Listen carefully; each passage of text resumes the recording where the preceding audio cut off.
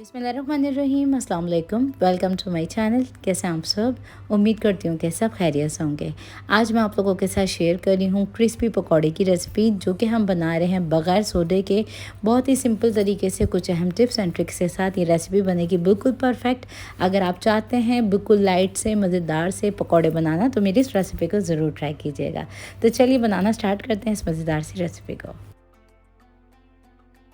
Crispy पकौड़े बनाने के लिए मैंने यहाँ पे एक मिक्सिंग बोल ले लिया है, जिसके अंदर हम डालेंगे तमाम इंग्रेडिएंट्स को। तो यहाँ पे सबसे पहले तो हम डाल रहे हैं एक बड़े साइज़ की प्याज, जिसको मैंने लच्छों में इस तरह से काट लिया था, ये डाल देंगे।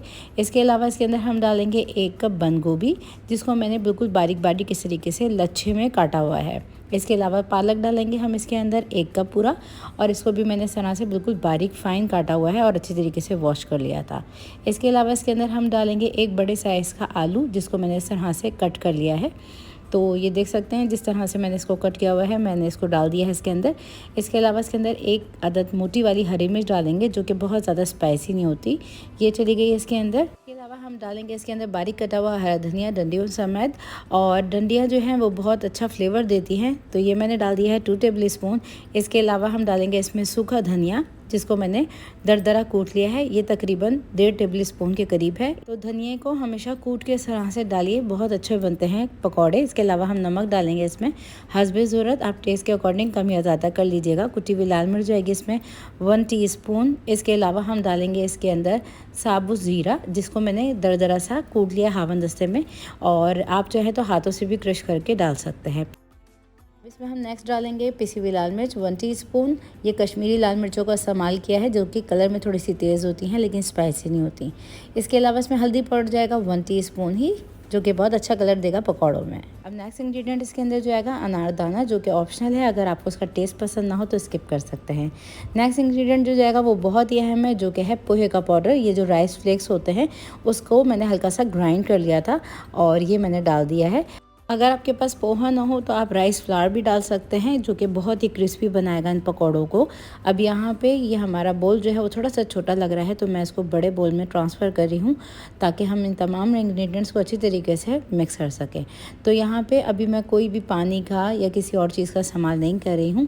पहले इन तमाम चीज़ों को हम वेल कंबाइन करेंगे, फिर हम इसका आगे का स्टेप करेंगे। तो आप लोग मेरी इस रेसिपी को कहाँ से वॉच कर रहे हैं और कैसे जा रहे हैं आप सबके रोज़े, कमेंट सेक्शन में प्लीज़ ज़रूर बताइए, अपनी प्रेफरेंस ज़रूर दीजिए मुझे। और यहाँ पे देखिए मैंने तमाम चीज़ों को अच्छी तरीके से मिक्स कर लिया है। अब इसमें हम डाल रहे हैं बेसन, जो कि आप हस्बे ज़रूरत इस्तेमाल कर सकते हैं, लेकिन इस रेसिपी को मैंने 1.5 कप बेसन के साथ बनाया था। तो ये 1.5 कप मैंने बेसन डाला है मेजरिंग कप से नाप के, आप कोई भी कप सेट कर लीजिएगा मेजरिंग के लिए। इसको डाल के अच्छी तरीके से हम मिक्स करेंगे, और इसमें पानी का जितना इस्तेमाल होगा वो मैं आपको आगे बताती हूँ। पहले हम इसको अच्छी तरीके से मिक्स करेंगे, क्योंकि सब्जियों के अंदर भी जो है वो पानी होता है।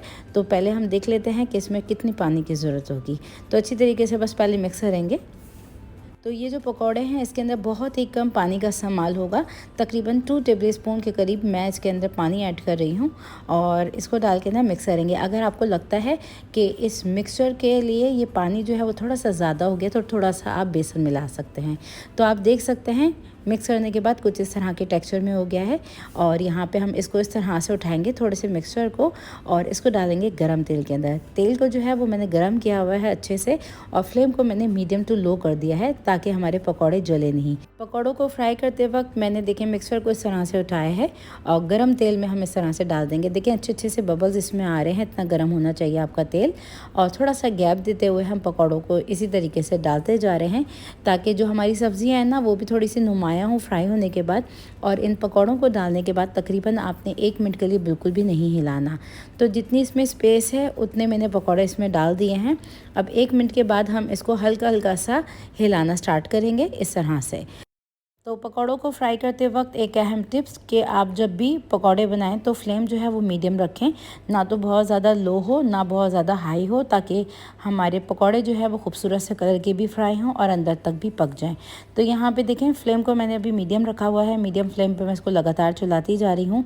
और ये देखें जो जो हमारे फ्राई होते जा रहे हैं हम उनको निकालते चले जाएंगे। इसी तरह से हम बाकी के पकौड़ों को भी फ्राई करेंगे। और ये देखें हमारे पकौड़ों का ज़बरदस्त सा लुक, तो बड़े ही ज़बरदस्त से से बन जाते हैं। इस रेसिपी को इस तरह से ज़रूर बना के ट्राई कीजिएगा और फीडबैक ज़रूर दीजिएगा कि रेसिपी कैसी बनी। तो ये थी मेरी आज की रेसिपी क्रिस्पी पकौड़ों की, जो कि हमने बगैर सोडे के बनाए हैं, जो कि बहुत ही क्रिस्पी से मज़ेदार से बन जाते हैं। इसको आप सर्व कीजिए इमली की चटनी के साथ, थोड़ा सा इसके ऊपर चाट मसाला डालें और इसको एंजॉय कीजिए।